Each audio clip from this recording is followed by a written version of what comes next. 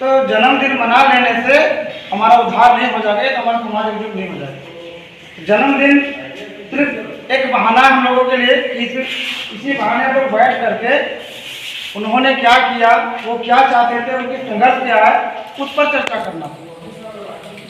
अब ललित सिंह यादव जी का जो जन्मदिन हम इसलिए मना रहे हैं कि ये ओबीसी समाज का थे, और मुझे आज भरोसा था कि आज इस हॉल में ओबीसी के लोग बहुत ज़्यादा रहेंगे, और खास करके ललित सिंह यादव जो यादव पीछे नाम लगा हुआ है, हम सोचे कि यादव लोग खास करके ओबीसी में बहुत ज़्यादा लोग आएंगे, लेकिन यह नहीं पता था कि आज भी वो कृष्ण के वंशज समझते हैं और ललित सिंह यादव को नहीं समझते। अपना मतलब अपना जो पुश्तैनी है उसको नहीं समझ करके, अपना खातियान को ना समझ करके पट्टा में पड़ा होगा।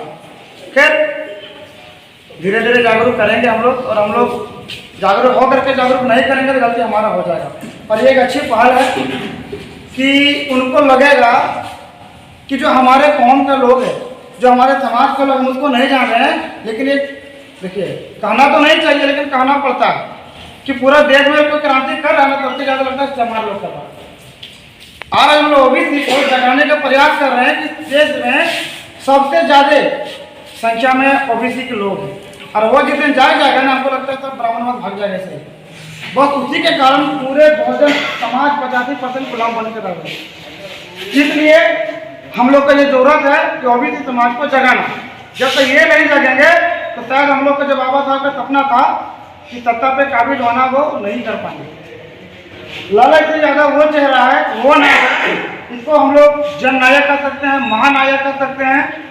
ये ऐसे व्यक्ति हैं कि इनके आगे को नाम सुनते होंगे, पेरियार, यानी कि रामास्वामी पेरियार का जो नाम है उत्तर भारत में, उन्होंने एक सच्ची रामायण किताब लिखे थे, लेकिन वो दूसरी भाषा में, तमिलनाडु की भाषा में, तमिल की भाषा में थे, हिंदी में नहीं था। लेकिन इन्होंने जैसे समझिएगा बाबा साहब संविधान लिख के चले गए, अधिकार दे के चले गए, और उनके गुजरने के बाद 30 साल ये धरती ठंडी पड़ गई, कोई नहीं जानता कि बाबा साहब कौन है।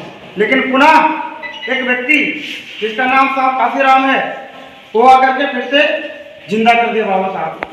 उसी तरह ललित सिंह यादव रामास्वामी पेरियार को फिर से जिंदा कर दिया, और इन्होंने उस किताब हिंदी में लिखकर भूचाल ले आया था, पूरे मनवादी का ताबूक में कील ठोक दिया था, उनकी रीढ़ की हड्डी तोड़ दिया था इन्होंने। इनके ऊपर मुकदमा भी हुआ, 5 साल का सजा भी और 5 रुपये जुर्माना भी लगाते इनको, लेकिन इसने हार नहीं माना। और ये जब इनको हाई कोर्ट से सजा हुआ तो सुप्रीम कोर्ट से निकल गए और प्रमाणित कर दिया, जिसका नाम था सच्ची रामायण किताब का नाम। और हम लोगों को जरूरत है सच्ची रामायण किताब पढ़ने की, और ये बौद्धिक धर्म को अपना लिए थे। धर्म तो नहीं करते, बौद्धिक धर्म एक संघ है, बुद्ध कहे कि संघ की ओर चलो। जैसे कि समझिए छठ जो है ना, हालांकि अलग अलग संगठन के लोग हैं, अलग अलग समाज के लोग हैं, अलग चीज़ें, लेकिन ये छठ के नीचे हम लोग संघ का निर्माण करना है, पूरे बहुजन समाज को इकट्ठा करके हम लोग समाज का निर्माण करना है। जो साहब का श्रीराम क्या करते थे कि बहुजन समाज का निर्माण करना होगा, क्योंकि देखिए जब बाबा साहब वो जब चाहे तो मोदी को गिरा देगा, यानी दिन में तारा सुझा सकता है, लेकिन तब सबके तक दोगले बन जाते हैं, यानी कि उसको समझ नहीं आता, बस अपने कुर्सी बचाना होता है। इसलिए हम लोगों को जरूरत है, जो साहब का श्रीराम बोले थे कि सबसे पहले ना बिकने वाला समाज का निर्माण करना होगा। और गलती से नेता बिक भी जाएगा ना 5 साल, और अगर हमारा समाज नहीं बिकेगा तो हम लोग अपना नेता खड़ा करेंगे, सदन में हमारा आवाज को उठाएगा, बुलंद करेगा और हमारा कार्यकाल के लिए लड़ेगा।